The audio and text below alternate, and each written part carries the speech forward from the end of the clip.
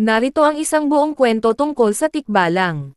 Noong una panahon, may isang malaking gubat sa bundok ng Sierra Madre. Sa gubat na ito, may isang nilalang na hindi nakita ng mga tao. Ang nilalang na ito ay tinawag na tikbalang. Ang tikbalang ay may mahabang paa at braso, at may katawan ng kabayo o kambing. Siya ay matangkad at makapal, at may mahabang buhok na nagmumula sa kanyang ulo. Ayon sa kwento, ang tikbalang ay mapaglaro at mahilig manggulo sa mga tao na pumapasok sa gubat.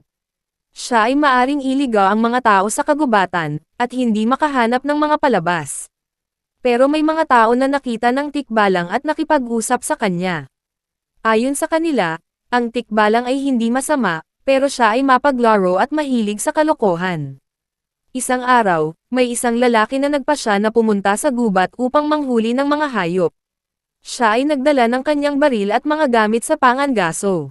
Habang siya ay naglalakad sa gubat, bigla niya nakita ang tikbalang. Ang tikbalang ay nakatayo sa harap niya, at siya ay tumatawa.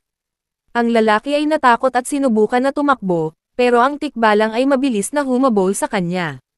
Siya ay hinawakan ang lalaki sa kanyang mahabang braso, at sinabi sa kanya, "Huwag kang matakot, hindi kita sasaktan. Gusto ko lang sa iyo." /Panipi. Ang lalaki ay nagulat sa sinabi ng tikbalang, at siya ay sumang-ayon na makipaglaro sa kanya. Ang tikbalang ay nakita ng mga sekreto ng gubat, at sila ay naging magkaibigan. Mula noon, ang lalaki ay madalas na bumisita sa tikbalang sa gubat. Sila ay naging magkaibigan, at ang tikbalang ay hindi na siya niloloko.